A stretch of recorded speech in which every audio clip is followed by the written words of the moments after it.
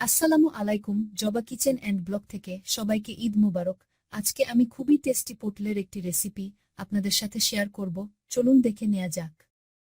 এজন্য প্রথমে এখানে কয়েকটা পটল ভালোভাবে ধুয়ে দুই পাশ কেটে নিয়েছি। এরপর উপরের ছালটা একেবারে ফেলে দিব না, উপরের আঁশ ফেলে দিয়েছি। এটা আপনারা ছুরি অথবা বটি দিয়ে করে নিতে পারেন।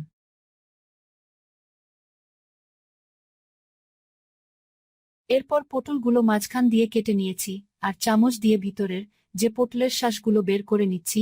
খুব সাবধানে বের করতে হবে, যেন পটল ফেটে না যায়। দেখুন আমি কিভাবে বের করে নিচ্ছি, দেখতে পাচ্ছেন? এভাবে করে সবগুলো শ্বাস বের করে নেব।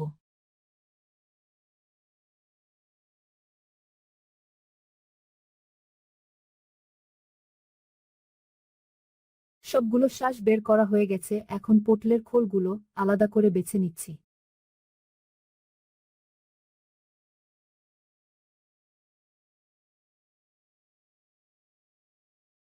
দেখুন খুব সুন্দর করে সবগুলো শ্বাস বের করে নিয়েছি। আমি এখানে শ্বাস থেকে দানাগুলো আলাদা করে নিচ্ছি। আপনারা যদি আলাদা না করেন, এভাবে করে ভেজে নিতে পারেন। এটাও খেতে বেশি ভালো লাগবে। অনেকে পছন্দ করে না, তারা এভাবে করে বেছে ফেলে দিতে পারেন।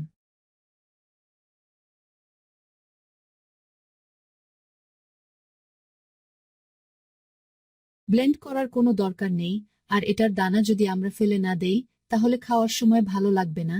এভাবেই সবগুলো শক্ত দানা ফেলে বেছে নিয়েছি, এখন হাত দিয়ে মথে নিচ্ছি।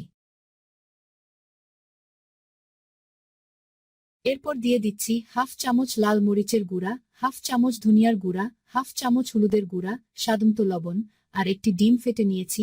অর্ধেকটা দিয়ে ভালোভাবে মেখে নিচ্ছি, বাকি অর্ধেক পরে দিয়ে দিব। একটা আলু সিদ্ধ করে ভালোভাবে মেশ করে নিয়েছি, সেটা দিয়ে দিচ্ছি, দিয়ে মেখে নিলাম। এরপর পেঁয়াজ কুচি দিয়ে দিয়েছি, কিছুটা মরিচ কুচি সাথে দিয়েছি, আর বাকি অর্ধেক ডিম দিয়ে আবারও ভালোভাবে মেখে নিব। দেখুন খুব সুন্দর করে মেখে নিয়েছি।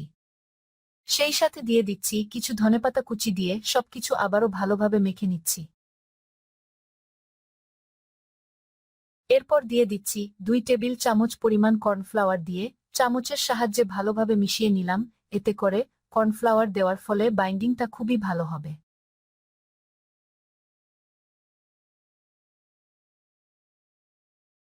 দেখতেই পাচ্ছেন মিশ্র রেডি হয়ে গেছে। এখন যে পটলের খোলটা রেডি করে রেখেছিলাম, চামচ দিয়ে পরিমাণ মতো দিয়ে দিচ্ছি। এইভাবে সমস্ত পটলগুলো রেডি করে নিচ্ছি।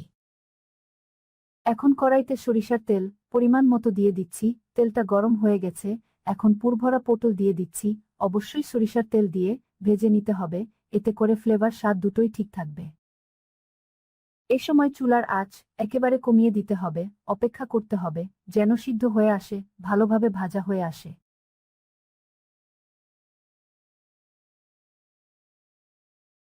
দেখুন কালার খুব সুন্দর হয়েছে, আর ভাজা হয়ে গেছে।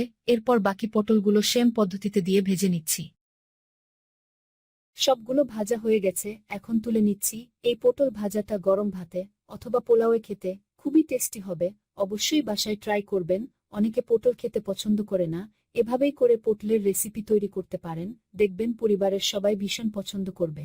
ভালো লাগলো অবশ্যই লাইক দিয়ে শেয়ার করবেন, কমেন্ট করবেন, সাবস্ক্রাইব করে চ্যানেলের সাথেই থাকবেন। ধন্যবাদ, ভালো থাকবেন।